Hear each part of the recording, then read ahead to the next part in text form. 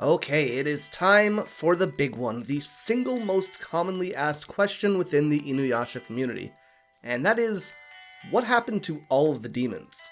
And as the best source for Inuyasha content, at least on this channel, I can confidently say without a doubt that I have finally come to the conclusion that I have no clue. But that isn't to say that there aren't a few really interesting theories which are popular in the fandom, or which I've personally come up with.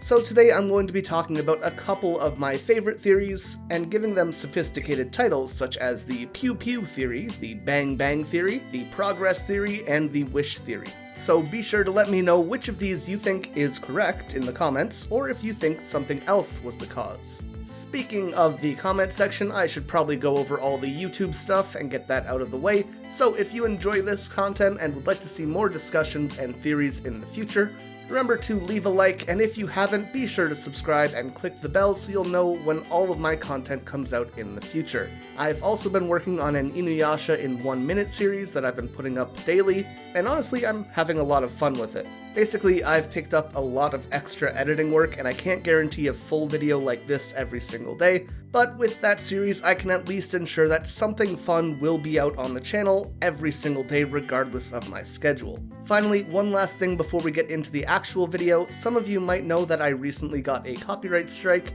and as a result I'm unable to stream on YouTube, so if you miss my editing streams or my gaming streams, you can follow me over on twitch.tv/AxelBeats, but in general lately I've just been cutting up episodes for the 1 minute series on there trying to get ahead.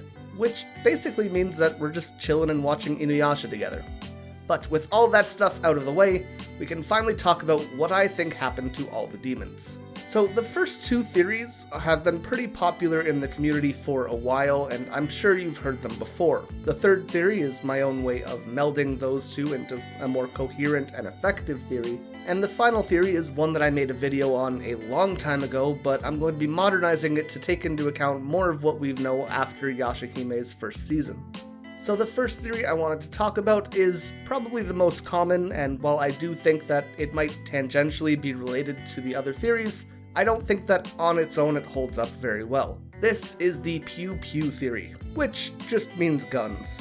While there are definitely guns present in Inuyasha, we specifically see it in notable characters like Renkotsu or Ginkotsu, but obviously they're still around elsewhere as well. In general though, guns in Inuyasha tend to be pretty primitive in most cases, which I guess kinda makes sense. Because Japan was so close to China, they were introduced to gunpowder and simple firearms pretty early on, dating back to at least the 13th century. However, Inuyasha takes place in the late 1500s, and as such, Japan was just being introduced to more advanced European firearms. While Renkotsu and Ginkotsu aren't the most powerful characters in the series, they definitely have a good amount of power to them, and this is because their firearms and artillery are just more modern than the other guns available in the era. Also, I mean, Ginkotsu has giant saw blades, which doesn't really hurt the situation. Regardless though, I'd say with decent European guns from this period, a few people should be able to take down just about any average demon.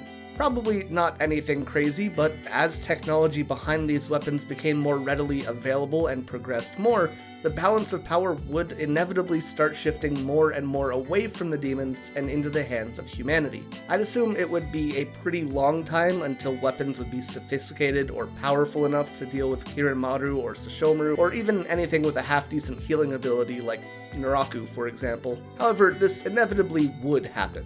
I don't think that even Sesshomaru or Kirinmaru can hold up to modern technology's weapons. Now, my big issue with this theory is that while it definitely has some level of plausibility, it still leaves some things unanswered to me. Specifically, I think this would have had a big impact on history. Firstly, just in the history books themselves, like, there would probably be some notes about gun battles against demons with large-scale wars using these firearms. However, there is an argument against that, as, well, most of demon history is excluded from the present's knowledge anyways, but the bigger issue, which, let me be real, is purely a me issue because I'm a big ol' history nerd, is that thematically this goes against Japanese history. Specifically when it comes to foreign relations, and I hear you, I know I'm taking it too seriously, let me have this. If a dependency arose where Japan's battle with demons laid within their ability to attain foreign firearms, there likely would have been a bigger rush for Japan to open borders or lean towards free trade, and it likely would not have taken another 250 or 300 years and a ton of foreign pressure for them to do so. Now, is this just me being picky? Yes. Am I overthinking it? Yes. But did I have fun talking about it? Overall, the theory is pretty okay, honestly. I'd give it like a 7 in terms of plausibility. A theory I think would be a little bit more reasonable is the Bang Bang theory. And if you thought I meant explosives, no, I meant sex. We're going to talk about sex.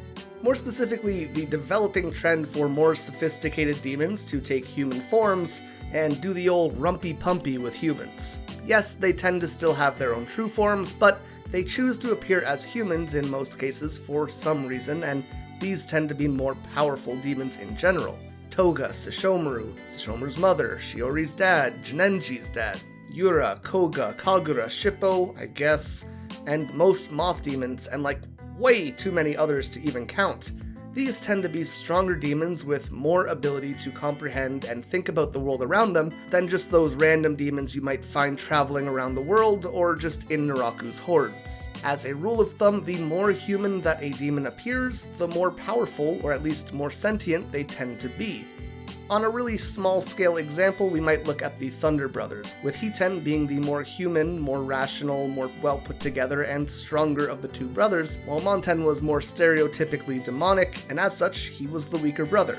Yes, there's other reasons for it, but on a design standpoint, that tends to be the rule of thumb. Not in every case, but on average. So what happens when the most powerful demons out there look like human, and are more conscious of those around them in some way or another? While some of them take the first train to Bone Zone, and after a little bit of lust and thrust, we see the arrival of Hanyos. Many of whom will die fairly young because they aren't allowed in human society or they're being hunted by demons, but others who will go on to have their own kids, resulting in either quarter demons or quarter humans. Regardless, this starts a trend of demons becoming weaker over time. The general rule is that weak demons will be eliminated in the world of Inuyasha, and the strong will go on to breed, and if any of them choose to breed with humans, they will weaken demonkind overall in the future. If this process continues long enough, it could be assumed that over time they would eventually just kind of be weeded out and blend in with human society. Like I said though, I like this more than the gun theory, but I would still only give it about an 8.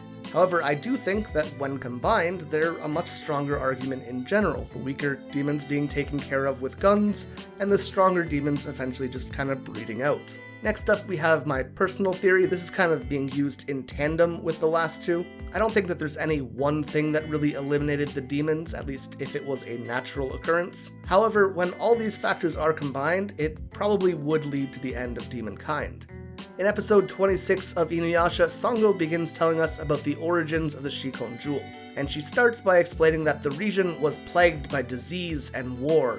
Demons would devour the bodies of the dead, and as a result, they could quickly grow in numbers. Times in which humanity is at its worst, at its most desperate, are when demons will prosper the most. It can also be assumed that the opposite is true. Times of prosperity, peace, and progress would be the times when demons would struggle the most. If a village is being attacked by another group of humans, that's an easy village for a demon to attack as well. But if two neighboring villages have an alliance together, they could just help to fend off the demons together. Here again, history takes a bit of an important role. At the end of the Sengoku era, in which Inuyasha takes place, we see a great unification of Japan, primarily put forth by Oda Nobunaga. A unified Japan would see less feudal wars, a raise in foreign technology and firearms would just make life for demons that much more difficult, and weaker demons would quickly vanish as a result of that.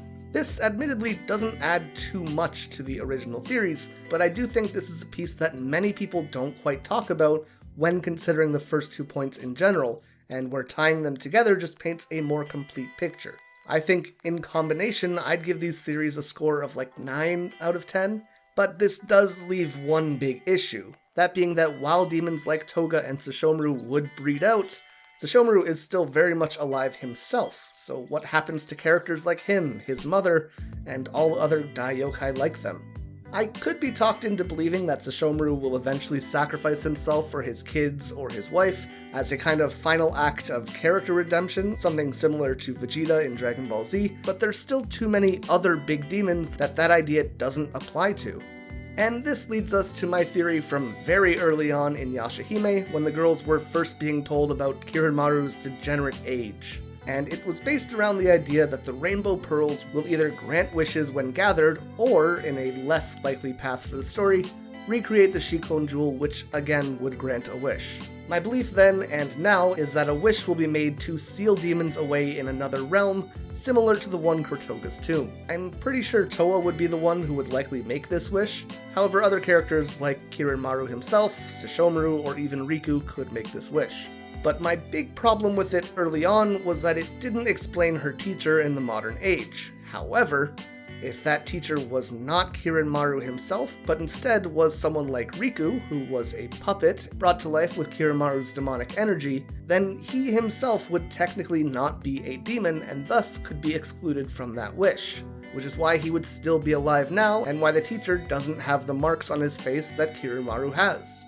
I think it's either going to be a combination of elements along the first three theories, or the final theory on its own, but I'm pretty sure that at least one of these paths will be the correct answer. But what do you guys think? Let me know in the comments down below, both what you think of the theories and any other theories that I might have missed.